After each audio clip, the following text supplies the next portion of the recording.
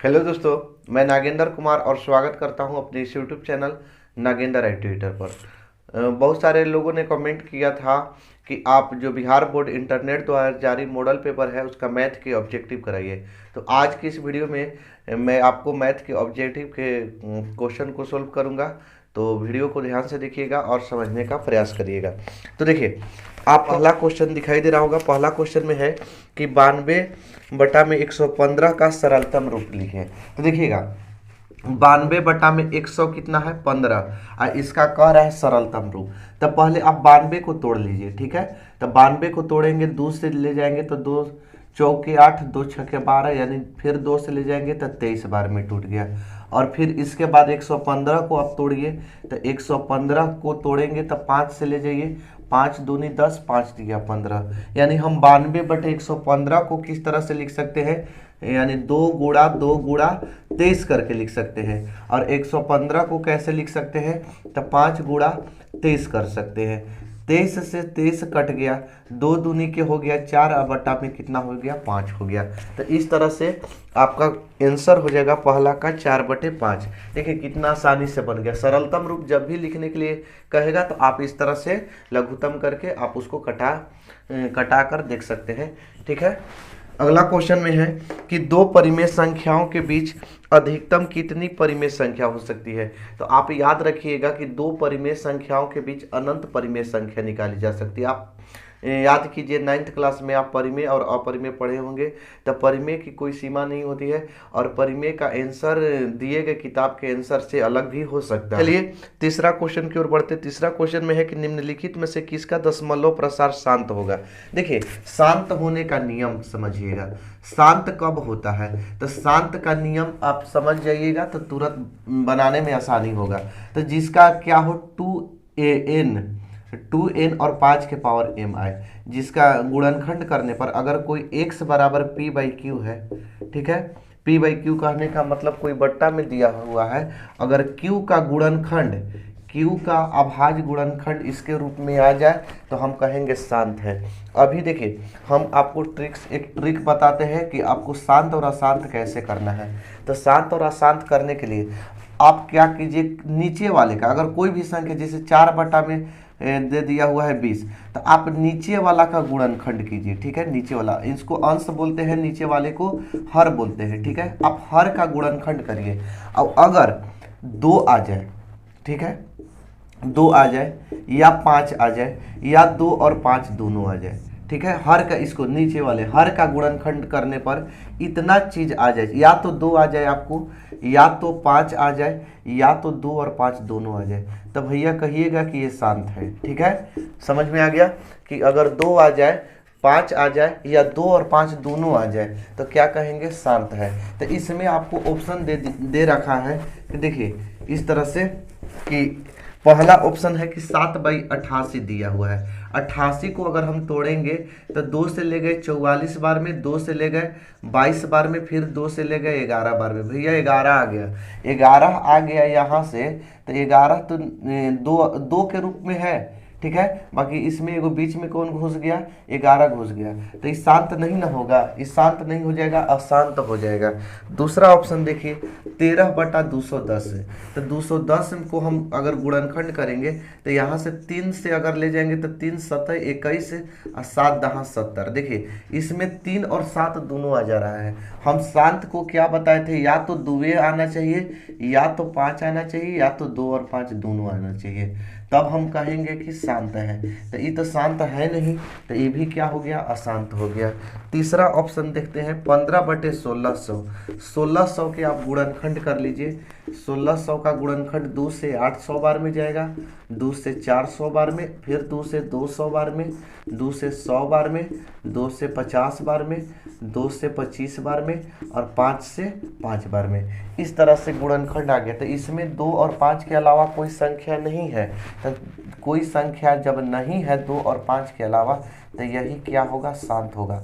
हम आपको समझाने के लिए इतना टाइम लिए हैं, आप है कि इसको देखकर भी आप इसका आंसर दे सकते हैं अगर आपको गुणनखंड आता होगा तो इसका ऑप्शन नंबर हो जाएगा सी। चलिए अगला क्वेश्चन की ओर बढ़ते हैं। अगला क्वेश्चन में है कि बहुपद d y square plus b y plus a. देखिए दिया हुआ है d y square plus b y plus a. इसमें कह रहा है क्वेश्चन में कि शून्यकों का गुणनफल क्या होगा। तो आप जानते हैं सबसे पहले यहाँ से कि यहाँ a का मान हो जाएगा d, b का मान हो जाएगा b, c का मान हो जाएगा a। क्यों? क्योंकि आपको द्विघात बहुपद में a x square plus b x plus c, चूंकि इसमें y का फंक्शन है, y का फलन है, तो इसलिए जिसके में एस स्क्वायर लगा रहता है उसके आगे a होता है, जिसमें x लगा रहता है वो b होता है, और जो अचर होता है उसको हम c से सूचित करेंगे। ठीक है, तो एस स्क्वायर की जगह यहाँ फंक्शन y का है तो y स्क्वायर के आगे का a का मान होगा, फिर x जिसमें लगा हो यानी y लगा हो तो b का मान, तो b ये हो जाएगा और c हो जाएगा a। शून्यकों का गुणनफल देखिएगा, शून्यकों का गुणनफल एक फार्मूला होता है शून्यकों का गुणनफल, इसको रिप्रेजेंट करते हैं अल्फा इंटू बीटा से, तो अल्फा इंटू बीटा होता है c बाई ए। तो c का भैया बताइए कितना मान हो जाएगा, c का मान हो जाएगा a और a का मान हो जाएगा कितना हो जाएगा, d हो जाएगा। ये आंसर हो जाएगा। अगला क्वेश्चन में है कि √18 का परिमीकरण गुणांक है, तो 18 को तोड़ दीजिए। 18 को तोड़ेंगे तो 2 तिया 6, 6 तिया 18। ठीक है, तोड़ने आपको आता होगा इस तरह से, 2 से किए तो 9 बार में, 3 से किए 3 बार में, 3 से 1 बार में। तो देखिए इसमें से कौन निकल रहा है बाहर, 3 निकल रहा है, 3 निकाल दिए और 2 को हम किस में लिखेंगे, रूट में लिखेंगे। तो यानी हमारा कौन सा गुणांक हो जाएगा, परिमीकरण करने के लिए कौन सा गुणांक हो जाएगा, √2 हो जाएगा।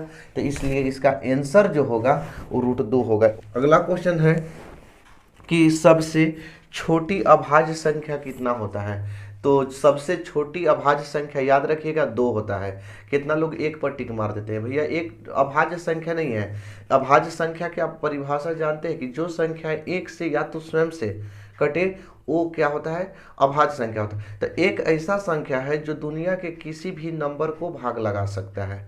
ठीक है, एक ऐसा संख्या है जो किसी को भी भाग लगा सकता है। तो एक को अभाज्य संख्या के श्रेणी में नहीं रखा गया है, तो सबसे छोटी अभाज्य संख्या 2 होगा और सबसे छोटी सम संख्या भी क्या होगा, 2 ही होगा। तो आप यहाँ देखिए a बराबर बी क्यू प्लस आर। ठीक है, a बराबर बी क्यू प्लस आर दिया हुआ है और इसमें कौन सा शर्त सही है जहाँ a और b धनात्मक गुणांक हो। तो देखिए जब यूक्लिड विभाजन में आप पढ़े होंगे a बराबर बी क्यू प्लस आर, और जहाँ पढ़े होंगे कि 0 से छोटा या बराबर r हो, 0 से बड़ा या बराबर r हो, r से बड़ा का हो, b हो। तो इसमें आपको कौन सा शर्त देखने के लिए मिल रहा है, तो इसमें आपको ऑप्शन नंबर सी दिखाई दे रहा होगा। इतना वाला भाग दिया है कि r का हमेशा मान होगा छोटा b से, जो b होगा हमेशा r से का होगा, बड़ा होगा। कह रहा है कि निम्नलिखित में से कौन परिमेय संख्या है। तो देखिए परिमेय संख्या 6 रूट, यहाँ से ऑप्शन नंबर आपको डी दिखाई दे रहा होगा।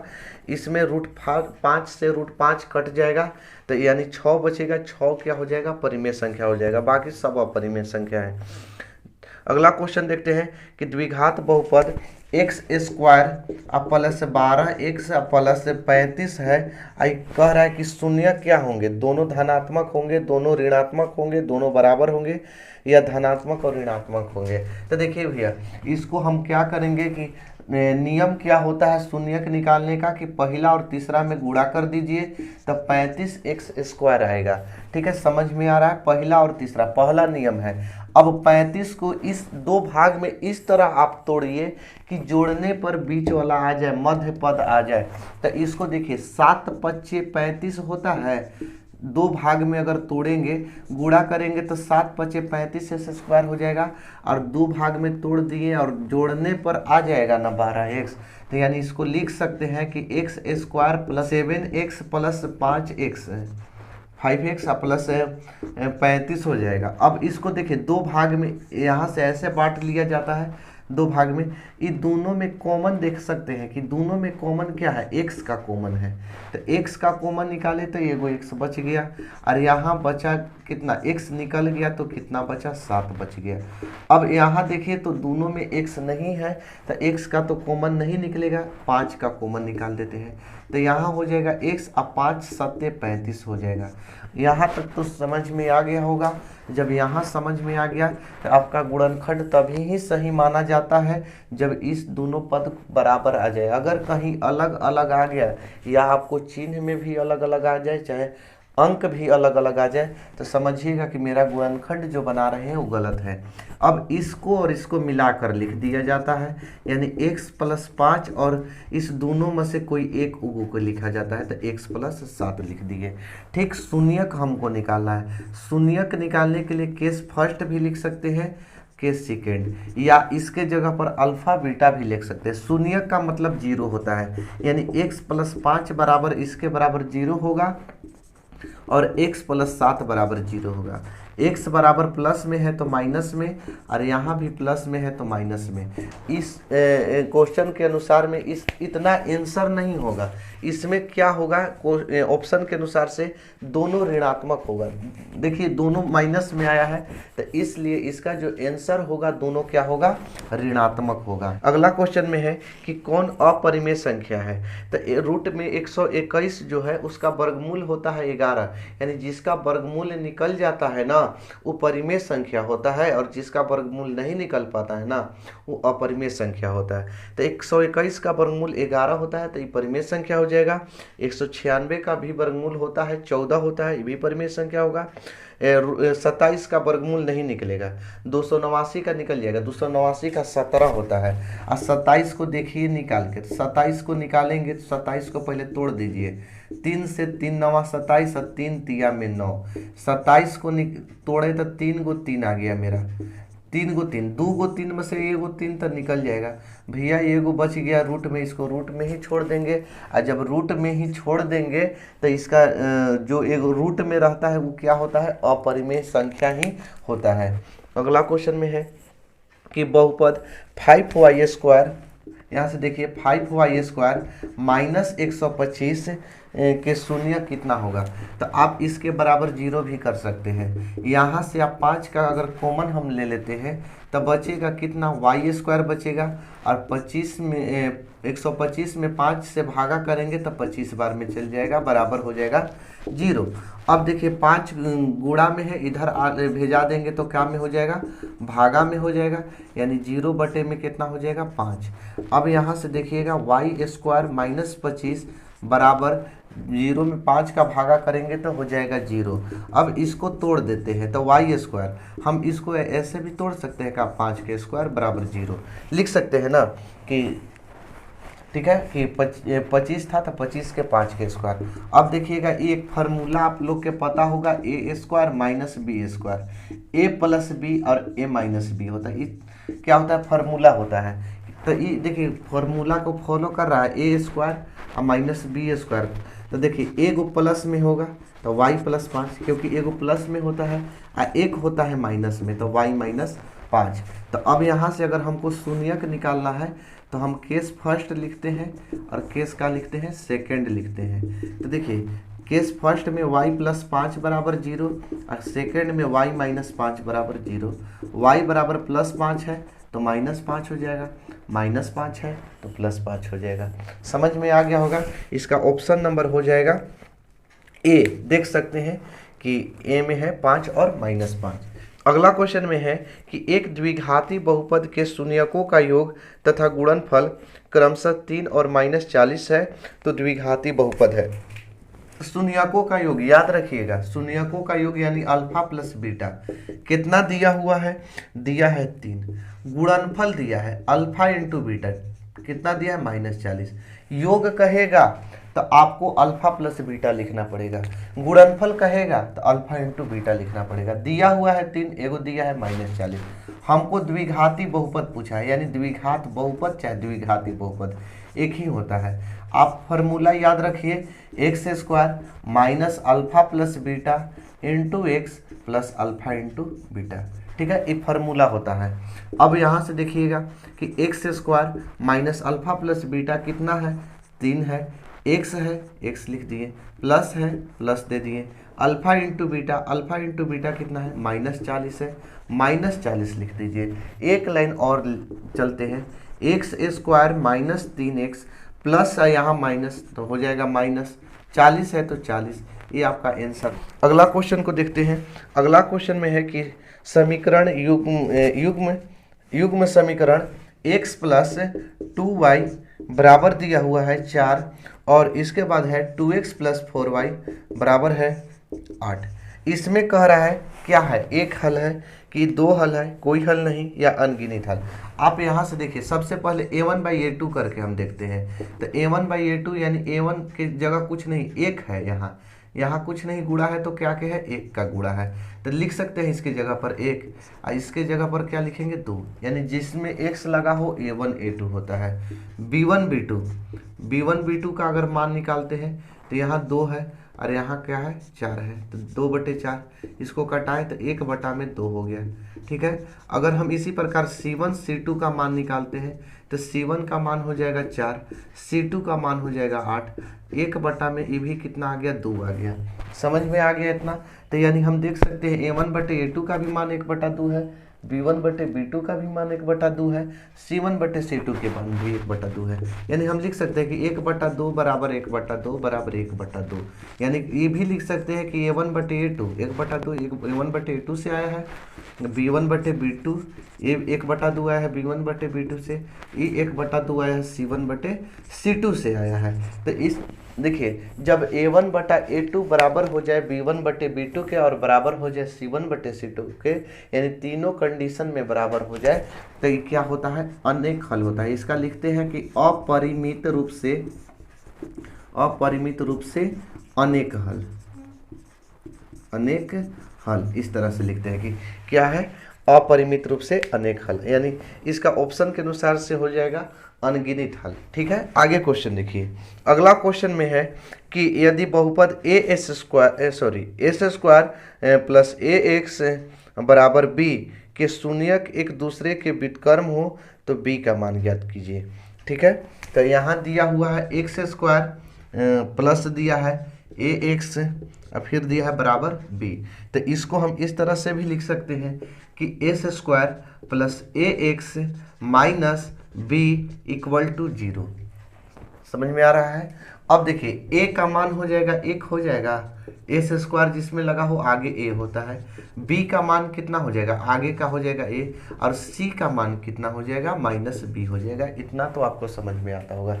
अब कह रहा है कि एक शून्यक है दूसरे के व्युत्क्रम है, तो अगर एक अल्फा है तो दूसरा 1/अल्फा होगा। ठीक है, या आप ये भी कह सकते हैं कि अगर एक अल्फा है तो दूसरा 1/बीटा होगा, कि एक शून्यक दूसरे के व्युत्क्रम है। ठीक है, तो इस तरह भी हम लिख सकते हैं। तो यानी हम लिख सकते हैं कि जो अल्फा होगा वो बीटा के क्या होगा, व्युत्क्रम होगा। ठीक है, तो अब यहाँ बीटा भागा में है ना, इधर आ जाएगा तो क्या में हो जाएगा, गुणा में हो जाएगा। देखिए, बट्टा में है, इधर आया तो गुणा में, बराबर कितना होगा, 1 होगा। अल्फा इंटू बीटा ये फार्मूला होता है, c/a होता है। ठीक है, अल्फा इंटू बीटा क्या होता है, c/a इक्वल टू कितना हो जाएगा, 1 हो जाएगा। अब देखिए, c का मान बैठा दीजिए, c का मान कितना है, -b है, a का मान कितना है, a का मान 1 है, अब बराबर 1 हो जाएगा। अब यहाँ से देख सकते हैं 1 में 1 से गुणा करेंगे तो 1 तो -b बराबर 1, या b बराबर माइनस को इधर भेज दीजिए तो -1। अब कहिएगा कि प्लस में नहीं हो जाएगा, माइनस भेज रहे हैं तो ये भैया गुणा में है तो इधर आके भागा में होगा, नीचे माइनस नहीं रहता है इसलिए ऊपर दे दिए। हाँ, अगर -b को इधर भेजते ना, ऐसे लिखते बराबर 0 लिख के 1, अब b को भी इधर भेजते ना तो प्लस में b हो जाता है। ठीक है, तो हम केवल माइनस को भेज रहे हैं तो इसलिए -1 होगा। इसका ऑप्शन नंबर हो जाएगा बी। क्वेश्चन है कि अर्धवृत्त का कोण होता है, तो देखिए भैया, अर्धवृत्त का कितना समझते होंगे ना, कि वृत्त में 360 डिग्री का कोण बनता है ना, तब वृत्तवा के आधा कर देंगे तो 180 डिग्री, यानी यहाँ से 180 डिग्री, बाकी ये 180 डिग्री मारिएगा हो जाएगा गलत। क्यों होगा? क्योंकि अर्धवृत्त का कोण एक्चुअली अर्धवृत्त का कोण नहीं पूछता है, ये पूछता है कि अर्धवृत्त में अगर एक त्रिभुज बना दिया जाए तो त्रिभुज जो बनेगा वो कैसा बनेगा। तो त्रिभुज हर कंडीशन में समकोण बनता है। तो आपको याद रखना पड़ेगा यहाँ कि अर्धवृत्त का ही कोण समकोण होता है, अर्धवृत्त का कोण समकोण होता है। ठीक है, आप इसको रिपीट कर लीजिए, माइंड में बैठा लीजिए कि परीक्षा में आया तो 180 नहीं मारना है, 180 मारिएगा गलत हो जाएगा। अर्धवृत्त का जो कोण होता है वो क्या होता है? समकोण होता है। आगे क्वेश्चन देखिए, अगला क्वेश्चन में है कि द्विघात समीकरण a² plus bx plus c बराबर 0 जहाँ a नॉट इक्वल टू 0 के वास्तविक मूल नहीं है तो यदि कब, देखिए वास्तविक मूल नहीं है, देखिए हम 3 कंडीशन बताते हैं। पहले d बराबर, तो आप सूत्र जान लीजिए b² माइनस 4ac होता है। ठीक, तो अब वास्तविक मूल कब? जब d बड़ा होगा 0 से तब मूल वास्तविक और असमान होगा, मूल वास्तविक और असमान होगा, असमान। ठीक है, मूल वास्तविक। अब कहिएगा कि डी क्या है? तो डी जो होता है विवेचक निकालने का सूत्र है आपका, विवेचक कहिए चाहे विवेकतर कहिए, विवेकतर। ठीक है, यहाँ डी की जगह ये भी लिख सकते हैं, b² माइनस 4ac भी लिख सकते हैं। डी बराबर 0 होगा तब फिर भी मूल वास्तविक होगा, मूल निकालेंगे वास्तविक होगा और क्या होगा? बराबर होगा या समान लिख सकते हैं। मूल निकलेगा बाकी समान निकलेगा। अगर डी कहीं छोटा आ गया, अब कहिएगा कि छोटा कैसे? डी कब छोटा होगा? माइनस में आ जाए, माइनस में आ जाए तो मूल वास्तविक नहीं होगा, यानी लिख सकते हैं मूल वास्तविक नहीं होगा, नहीं होगा, यानी कोई मूल नहीं निकलेगा। ठीक है, तो डी के जगह हम इसके जगह पर b² माइनस 4ac भी लिख सकते हैं ना। अब ऐसे तीर के चिन्हवा दे सकते हैं बराबर 0, इसीलिए इसके लिए ही ना मूल वास्तविक नहीं होगा। तो इसके लिए यानी b² माइनस 4ac क्या है? लेस देन है किससे? 0 से। तो इसका ऑप्शन नंबर आप देख सकते हैं, ऑप्शन है डी। अल्फा तथा बीटा द्विघात बहुपद 2x² माइनस x माइनस 6 बराबर 0। तो इसमें पूछा है कि 1/अल्फा प्लस 1/बीटा के मान क्या होगा। आपको ज़्यादा लफा शूटिंग इसमें नहीं करना है, इसमें आपको क्या कर देना है? a का मान आप 2 लिखिए, b का मान लिखिए -1 और c का मान लिखिए -6।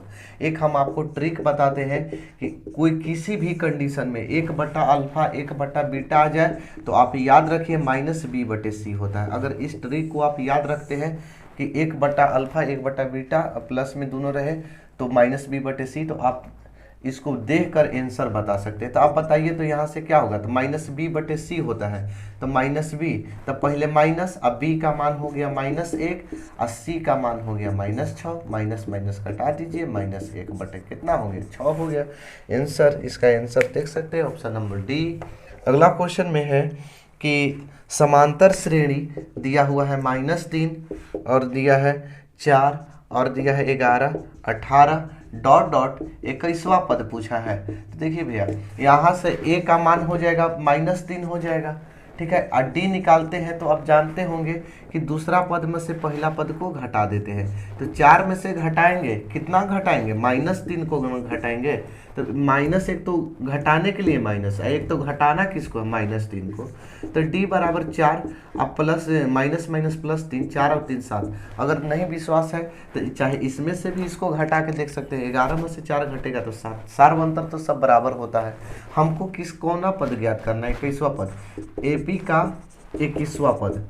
तो देखिए किसी भी पद ज्ञात करने के लिए अगर उसमें से क्या कर देते हैं? एक कम करके लिखते हैं। तो जैवा पद पूछेगा 1 कम कर दीजिए। 21वां पद पूछा है तो a + 20t, 21वां पद पूछा है तो a + 20t। अब यहाँ से a का मान बैठा दीजिए -3 + 20, d का मान बैठा दीजिए 7, यानी -3 7 से गुणा कर दीजिए, 7 दूनी के हो जाएगा 14, यानी घटा देंगे तो हो जाएगा कितना? 137। अगला क्वेश्चन में है कि निम्नलिखित में से कौन सा द्विघात समीकरण है। तो देखिए भैया द्विघात अगर समीकरण अगर आपको हम बता दें द्विघात समीकरण के लिए, तो आप ये जानिए कि द्विघात समीकरण अगर रूट में x आ जाएगा तो द्विघात समीकरण नहीं है, अगर x के पावर कुछ माइनस में आ जाए, जैसे 1/2, चाहे माइनस स्क्वायर में आ जाए, चाहे ऐसे माइनस में आ जाए, चाहे 1/x ऐसे आ जाए, तो क्या होता है, द्विघात समीकरण नहीं होता है। तो यहाँ से आप देख सकते हैं इसका ऑप्शन नंबर ए, पहले ऑप्शन नंबर ए को हल करके देखा जाए कि एक्स ऑप्शन नंबर एक है कि नहीं है। तो यहाँ से देखिए कि x Q minus x square बराबर एक्स माइनस 1 का होल क्यू। इसको हल करके देखते हैं कि द्विघात समीकरण है कि नहीं। X Q minus x square बराबर ए माइनस बी के होल क्यू पर तोड़ दीजिए। आप जिनको नहीं याद होगा फार्मूला, आप यहाँ से लिख सकते हैं ए माइनस बी का whole cube, a cube minus b cube minus 3ab into a minus b. ऐसे आपको याद हो जाना चाहिए क्योंकि परीक्षा में पूछा जाता है। तो देखिए हो जाएगा ए क्यू, तो ए क्यू की जगह एक्स क्यू बैठा देंगे, माइनस बी क्यू, तो बी क्यू की जगह एक का क्यू बैठा देंगे, फिर माइनस है माइनस दे देंगे, 3 है तो 3 बैठा देंगे, ए बी है तो ए का काम एक्स करेगा, बी का काम 1 करेगा। अब फिर ब्रैकेट में a माइनस बी है तो x माइनस 1 बैठा देंगे। अब देखिए x Q minus x square बराबर एक्स क्यू, एक का क्यू करेंगे तो एक ही होगा, माइनस 3 एकम हो जाएगा 3x इंटू एक्स माइनस 1। अब देखिए x Q minus x square, एक लाइन और इसको हल कर लेते हैं। एक्स क्यू अब माइनस 1 अब माइनस 3x का गुणा दोनों में करेंगे, पहले x में करेंगे फिर 1 में करेंगे, तो 3x में x से करिए तो minus 3x square minus minus हो जाएगा प्लस 3x हो जाएगा। अब क्या कीजिए, सबको इस साइड ले आ दीजिए, x Q minus x square plus में एक्स क्यू है माइनस में एक्स क्यू हो जाएगा, प्लस में है माइनस में है तो प्लस में 1, माइनस में है तो प्लस में 3x स्क्वायर, अब प्लस में है तो माइनस में, इधर कुछ नहीं बचा तो 0 बचा। एक्स क्यू माइनस में एक्स क्यू प्लस में, प्लस माइनस कट जाता है, 3 गो एक्स स्क्वायर है, 1 गो एक्स स्क्वायर घटा देंगे, 2 गो एक्स स्क्वायर बचेगा। और यहाँ से माइनस 3x को पहले लिख लेते हैं, फिर उसके बाद 1 को लिख लेते हैं बराबर 0। अब यहाँ से देखिए तो द्विघात समीकरण है या नहीं है, तो लिखेंगे कि द्विघात समीकरण है। क्यों है, क्योंकि अब किसके फॉर्म में है, a x square plus b x plus c बराबर 0 के रूप में है। अगर इतना के रूप में है तो द्विघात समीकरण है। अगला क्वेश्चन में है कि समांतर श्रेणी 80, 76, 72 और दिया 68 डॉट डॉट का कौन सा पद 0 है। तो यानी अंतिम पद 0 हम मान लेते हैं, ए का मान हो जाएगा 80 और डी निकालते हैं तो डी भैया कैसे निकाला जाता है, तो दूसरे पद में से पहले पद को घटा दीजिए, तो 76 में से 80 घटा देंगे, बचेगा कितना, -4 बचेगा। और कौन सा पद 0 है, तो मान लीजिए कि अंतिमवा पद क्या होगा, 0 होगा। तो ए एन बराबर क्या होता है formula, a plus N minus 1 into D होता है। ए एन कितना हो गया, 0 हो गया, ए हो गया 80 प्लस एन, एन नहीं है एन निकालना है, एन माइनस 1, डी का है -4। अब देखिए 80 प्लस में है, इधर आके हो जाएगा माइनस में, बराबर एन माइनस 1 जस के तस लिखे गुणा -4, माइनस यहाँ गुणा में है -4, इधर आके भागा में हो जाएगा, तब -80 बटे -4 बराबर N minus 1, minus minus cut गया, 80 को कटा दीजिए, 20 चौके 80 होता है, तो 20 माइनस में 1 है, इधर आ गया तो प्लस में 1 बराबर एन, इसलिए एन बराबर 20 और 1 21 हो जाएगा। इसका आंसर हो जाएगा 21। बस आज के लिए इतना ही।